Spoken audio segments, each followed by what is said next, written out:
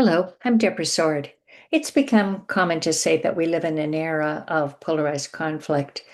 It isn't only in politics or on social media that polarized conflicts harm society. Maybe you've stopped hanging out with a friend or broken up with a loved one because their opinions infuriate you. Let's break down what polarization means for us regular people and how it affects our conflicts. The goal is to understand what happens to our thinking that leads to polarization so we can do conflict better and have good quality relationships. Let's start with narratives. Narratives are the stories we tell that explain what's going on for us. If my narrative's totalizing, it means the story I tell is my complete explanation. I expect it to have universal appeal, and no other perspective makes sense to me. In my view, all rational people should believe what I believe and think like I think. When my totalizing narrative excludes your story of what's going on for you, I'm a pole apart from you with no willingness to admit that your views contain any validity. If you're of the same mind, our conflict is polarized. Polarized conflicts don't only harm society. Your personal polarized conflict harms you personally. Here's what I mean. We view the world and other people through cognitive maps that exist in our minds as guides for navigating life and how we should live it. A totalizing narrative gets woven into our cognitive maps with threads from our beliefs, values, lived experiences, influences from those we trust, and disbelief and rejection of those we don't trust. That totalizing narrative is now a worldview that explains how the world should work and how people should behave according to me. Anything that doesn't fit my worldview must be wrong. We prefer to socialize with those who agree with us, so we aren't exposed to what we consider the toxic opinions of misguided people who believe something other than our totalized narrative. I'm right, and you're wicked as well as wrong.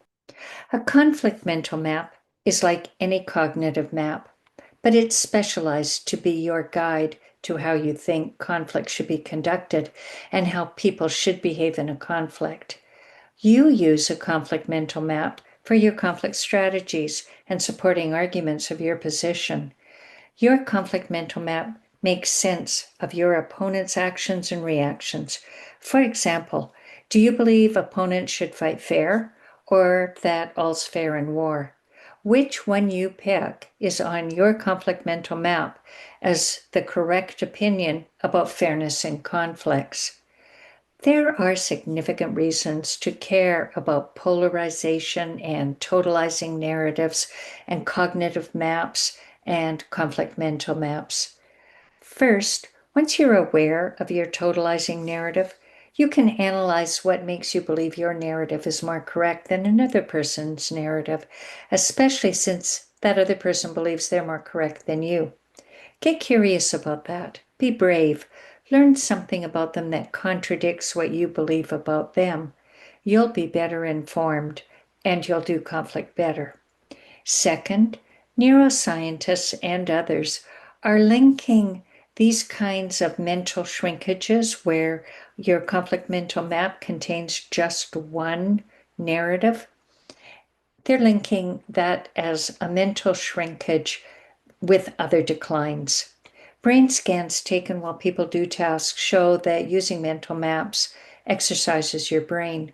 With just one totalizing narrative, your conflict mental map shrinks and you create shortcuts.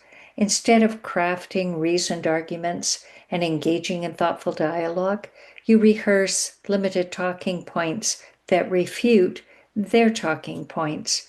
Critical and strategic thinking isn't required because you automatically reject their opinion and they automatically reject yours.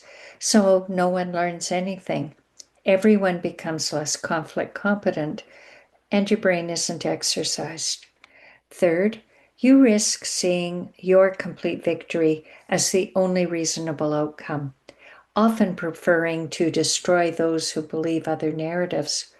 And this also applies to the other side's preference for a complete victory over your totalizing narrative. This locks you into an ongoing battle for victory with the aim of mutual destruction. In summary, remember, it isn't only in politics or on social media that polarized conflicts are harmful. Your polarized conflicts harm you in your relationships. If you make space for opinions other than you own, you do your brain a favor and you do conflict better. And that is the conflict competency. Thank you for listening. I hope you'll subscribe to our podcast, like it, share it, leave a comment. We love to hear from you. Thank you.